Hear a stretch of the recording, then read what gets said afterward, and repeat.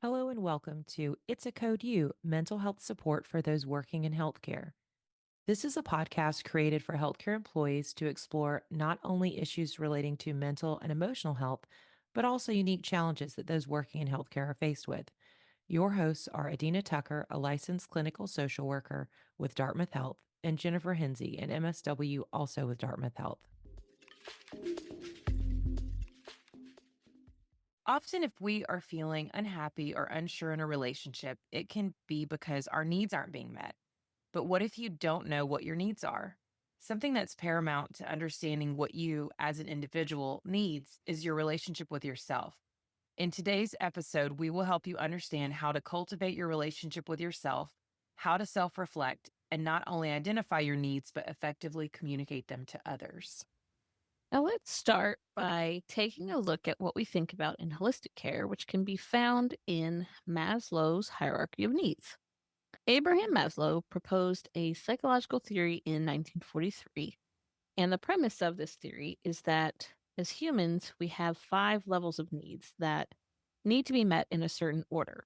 These needs can be visualized in a pyramid shape, and in fact, if you were to look up Maslow's hierarchy of needs in Google or something, you would definitely see this imagery in the shape of a pyramid. So, starting at the bottom of this pyramid, you have the physiological needs. And this is going to be things like water, shelter, food, sleep, clothing. The next level up, once your physiological needs are met, would be our need for safety.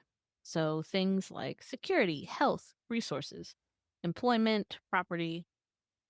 Above our safety need is the need for love and belonging. So that's things like family, friendship, and intimacy. Beyond love and belonging, we also have the need for esteem. So self esteem, respect, status. And at the top of the pyramid is what's called self actualization. Maslow described this as our need to realize our full potential, including our creativity and personal growth. So, one way to start identifying what you need is to divide self care into parts. And one example of this would be to look at mental or emotional, physical, spiritual care, and then self fulfillment. So, let's start by looking at some examples of what each facet of self care would look like. So, if we start with our mental and emotional needs, so your mental health and your emotional health can mean taking time to do things that you value, making things that you enjoy a priority, and ensuring that you take time for them. This can be hard because what if you have someone in your life that thinks a particular activity or hobby you enjoy is a waste of time? Those are moments when we often abandon what we need due to the input of others. And that can be because of the need for affection, need for validation, need for security and emotional stability, or a sense of safety in relationships, a need for empathy or the feeling of being understood and cared for, and the need for respect. And that involves the need to be treated with dignity, consideration, and appreciation by others in our lives. Next, when we consider physical, this can include some basic daily activities like putting on clean clothing, taking care of our hygiene, brushing our teeth. But it also includes things like eating a balanced diet or getting some regular exercise and moving our bodies. Think of things that make you feel your physical best. So, things like eating nutritious foods, and of course, drinking enough water, staying hydrated. Exercise, too. Exercise is good for our bodies, but it's also good for our mental health. And it doesn't have to be super time consuming or strenuous. So you could try taking a 30-minute walk every day.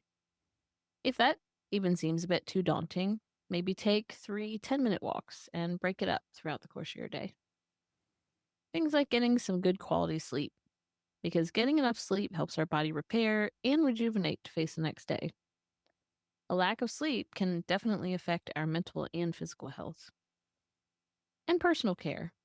Having good personal hygiene and dental care helps to keep our bodies protected from illness and infection. Now let's talk about spiritual self care. So, spiritual self care doesn't necessarily mean religion, it can really mean having a focus on your inner self. And this can expand your feeling of personal development and provide you with a feeling of peace. Things that can help with your spiritual self care could mean meditation or engaging in worship practices if you are connected with a particular religious practice. Finally, our last facet of self care would be the idea of self fulfillment or self actualization.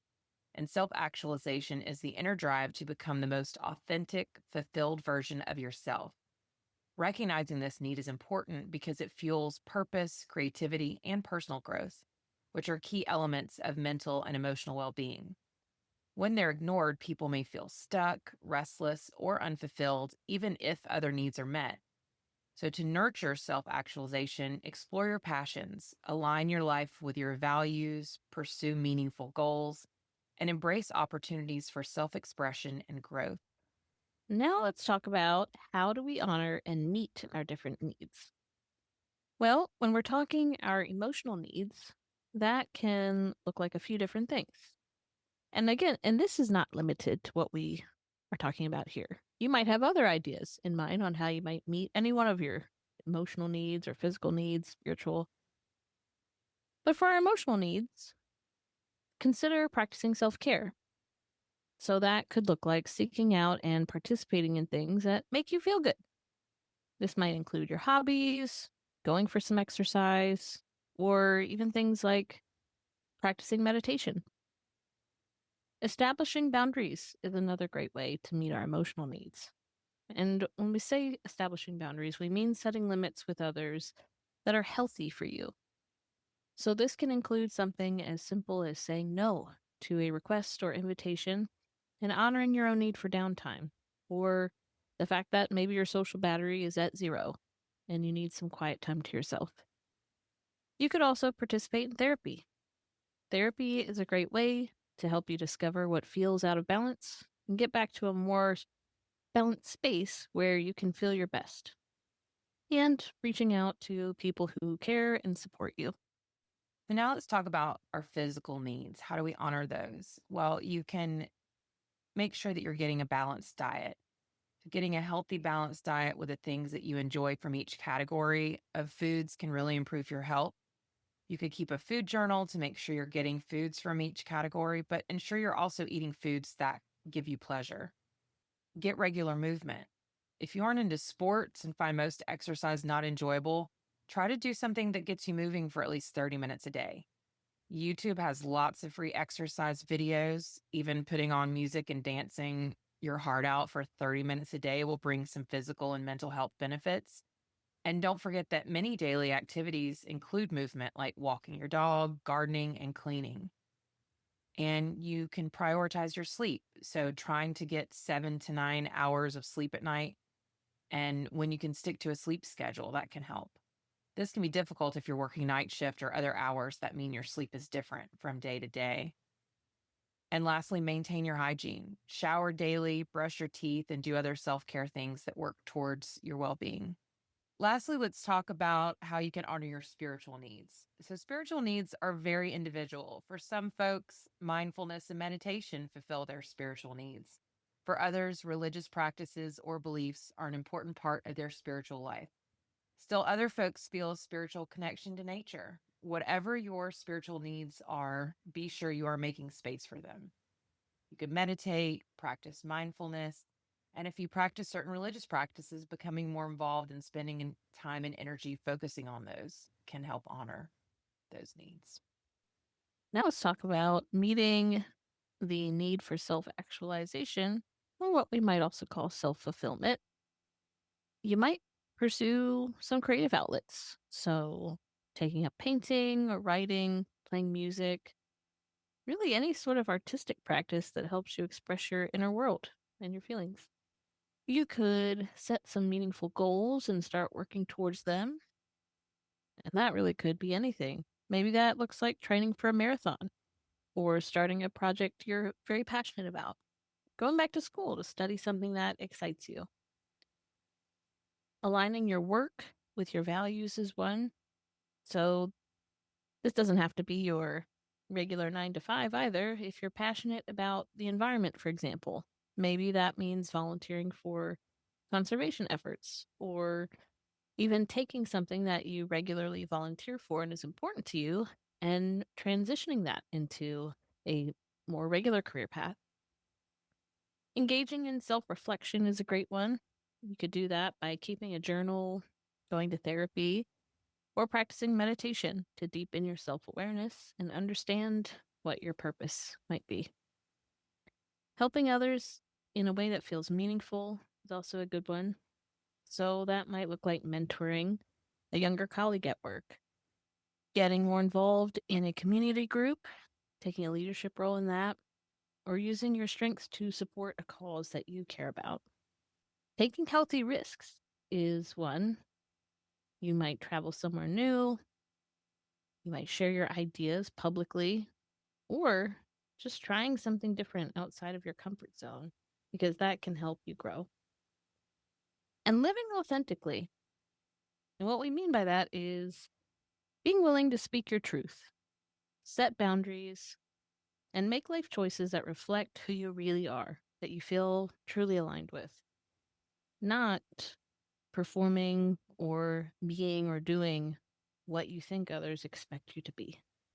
Well, what if you recognize that you don't feel like your needs are getting met, but you aren't really sure of what it is that you need? Well, you can use some self reflection.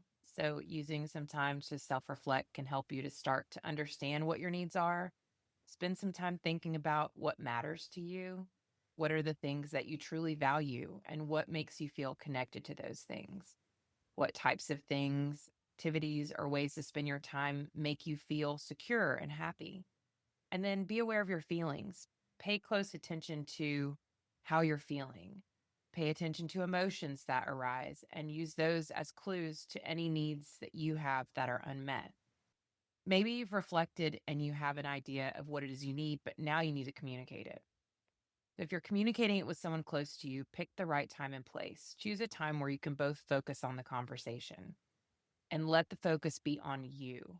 Use I statements such as, I really value knowing myself, and sometimes I really need to be alone to recharge. I need to have a night a week to myself. Be clear and try to be specific. The clearer you are by avoiding being vague, the more likely the other person is going to be able to support you and also honor your needs.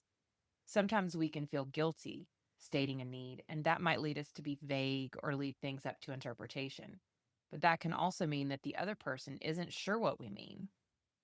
Be open and honest about how you're feeling and what you need. Be clear that your needs are about you and it's important for you to take care of yourself. And be open to working together, especially if with a partner, to get creative about your needs. When you're juggling a relationship, work, and maybe even children, sometimes it can be really difficult to take what you need. Let your partner be your ally in figuring out how to make space and honor your needs. And it might spark a conversation about needs that they need help figuring out as well. So, all this talk in this episode about identifying your needs and communicating them, I think it makes me think about becoming a parent, and that's also something that is about to happen to you. But I think, especially, I don't, maybe all parents go through this, but I was talking to a client about it and feeling guilty about wanting to not have anyone talk to her or touch her for 30 minutes a day, or to be able to go take a shower and have time to do that. And I think that that is one of the things that's hard about communicating your needs, especially when you're taking on a role, is because, and this goes back to an episode we had on self comparison, which you can check out, but we compare ourselves to other people, and if people post all these things on social media, or maybe we talk to other parents and they're not necessarily completely honest about what their experience is. And so you think, oh, well, I should be able to do everything and need nothing. And that's just not how it works. It's like that whole phrase about you can't pour from an empty cup. And it's so true. You have to take care of yourself to be able to take care of others. Yes, that is such a great point. And it also makes me think about, right, the messaging that comes with, right, taking on and being in certain roles. So maybe that is, yeah, being a new parent and you've assumed such a huge role in being responsible for caretaking this new life. And then I also think about folks in healthcare, right? Massive caretaking role. And what tends to happen to how we identify with ourselves when we're in those roles. And a lot of it, too, culturally becomes celebrated or expected that because you're in this caretaking role, well, that means that maybe you don't even have needs, they don't exist, or they shouldn't be prioritized, right? But it is, again, so important, especially if you're living a role that demands so much of you and taking care of others, whether that's parenthood, whether that's being a healthcare professional. It's just such greater emphasis on reminding yourself that your needs matter too and finding the language to express that, building the awareness too, like becoming aware of, wow, what the heck do I need in this moment? Right. And I think, just thinking personally, there have been times when I thought that circumstances were so dire or something was way worse than perhaps it actually was. But it turns out I just need a few minutes away and I need to like eat something because I hadn't eaten for like half a day, or hadn't drank some dang water. Like even just the basic things. So yeah, great, great reminder. Great reminder. Well, I think it's interesting what you said about healthcare workers because it's something that's come up with some of my clients and I had personally resonated with me because of my time working like in inpatient hospitals, but I think and sometimes what's interesting is that I think there is sometimes this idea for people who work in healthcare with their loved ones that like, oh, you love taking care of people, you love nurturing. And so if I'm constantly coming to you with things or when you get home, like that, you love that. So I'm actually doing something good for you by letting you do all these things. But even that sometimes, because hospitals are very fast paced and a lot of times you have people asking you questions. So you're doing like three tasks while also being like handling questions being fired at you. So sometimes there for me, there was this feeling of I don't want to get out of my car when I get home because there's a whole house full of people that are going to be asking me what's for dinner, when are we eating? I don't like that. Can you make something else? Or a million other questions. Where's this thing? I can't find it. And I need to not have anyone talk to me for about 15, 20 minutes so that I can just transition from this to this.